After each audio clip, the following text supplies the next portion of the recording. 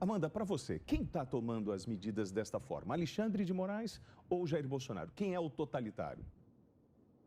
Bom, primeiro é interessante ver de novo, né, como os bolsonaristas que supostamente defendem a liberdade de expressão têm muita dificuldade em lidar com o contraditório. Eles passam uma pessoa que saiu de uma ditadura comunista pessoais, defende a liberdade. Minha pauta é liberdade, exclusivamente liberdade. Exato, querida. Quando você fala em liberdade, sim, isso implica em respeitar o tempo de fala e o direito de fala e de resposta do outro. Claro, você acabou de fazer a sua intervenção, fazendo algumas acusações, e eu posso respondê-las. Se você não sabe, até porque você não é jornalista, o André Mendonça, quando era ministro da Justiça, com base na Lei de Segurança Nacional, mandou investigar, quis investigar vários opositores do presidente Bolsonaro, entre eles jornalistas, advogados e pessoas que simplesmente carregavam faixas criticando o presidente Bolsonaro. Então, essa crítica estava sendo criminalizada. Eu gostaria que você defendesse também essa liberdade de expressão. Está muito claro aqui quem atua fazendo atos democráticos. A gente não vê nenhuma outra ala, nem nenhum outro segmento da sociedade saindo às ruas carregando faixas pedindo o fechamento de outros poderes, o fechamento de outras instituições. Então, é muito fácil, talvez isso não tenha alcance, né, num discurso muito binário, maniqueísta e superficial do bolsonarismo, mas é só a gente olhar para o resto do mundo para entender que hoje as democracias não caem com base em golpes, como acontecia no século XX,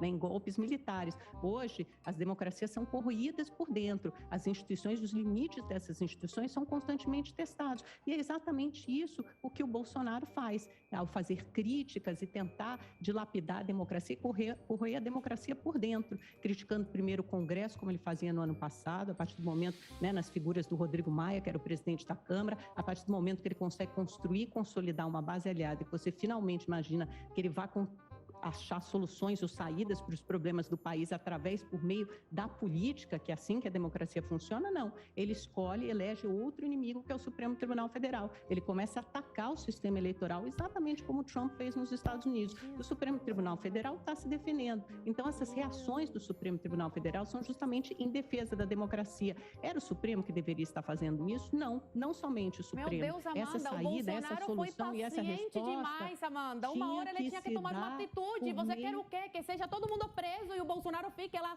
só olhando? Chamam ele de antidemocrático porque está tentando tomar alguma medida democrática para soltar essas pessoas que foram presas pelo simples fato da sua opinião? Não precisa se exaltar. Se não estou exaltada, Amanda. É porque discurso, você meu consegue Deus, eu não posso acreditar que uma pessoa pode pensar assim. Essas pessoas cometem crimes, essas pessoas que são presas, crimes o quê, Amanda? Foram denunciadas. Crimes cometem quem chama o presidente de genocida.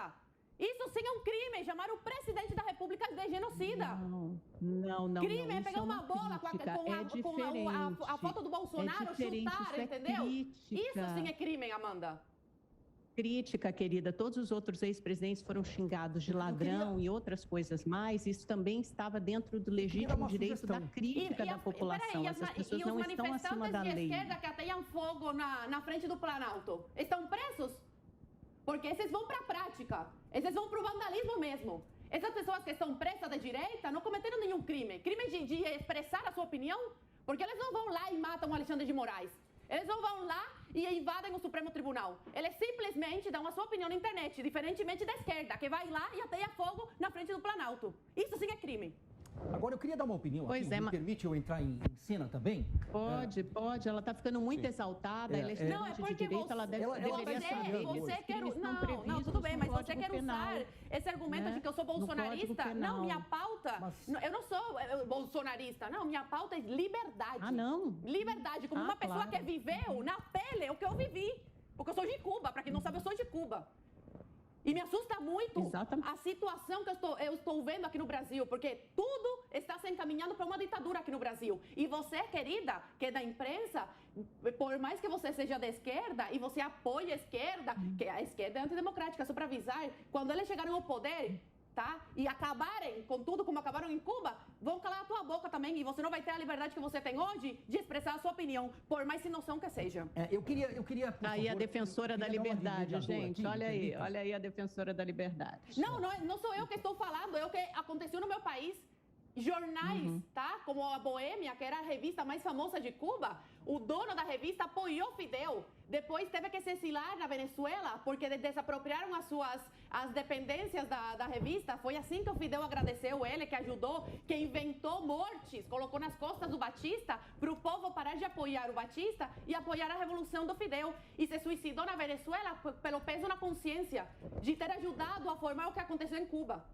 Tá? Então, não é que eu sou bolsonarista, é a realidade, é isso que acontece quando a esquerda toma o poder.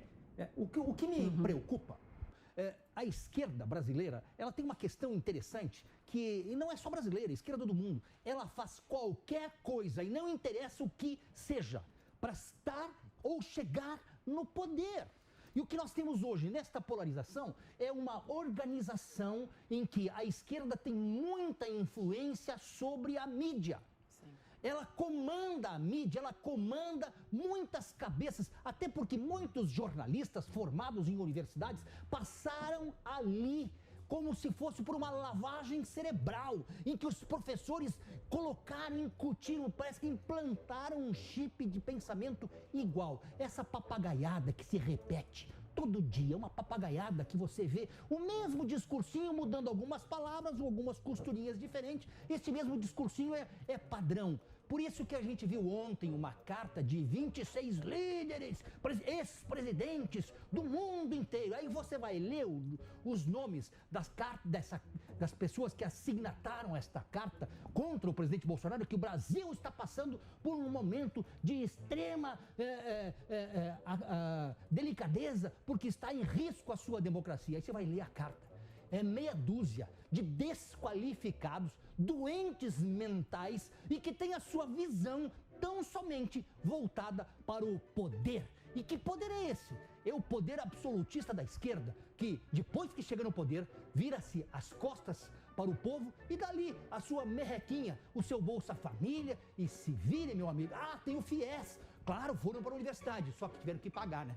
Você se formou na universidade pelo FIES, o boleto está indo para sua casa todo mês. Então não foi de graça. E se fosse de graça, sabe quem estaria pagando? O Brasil, que é eu, é você, é a Zoe, que hoje é brasileira também, é qualquer um de nós. Então não existe almoço grátis. E aproveitando que a gente está falando...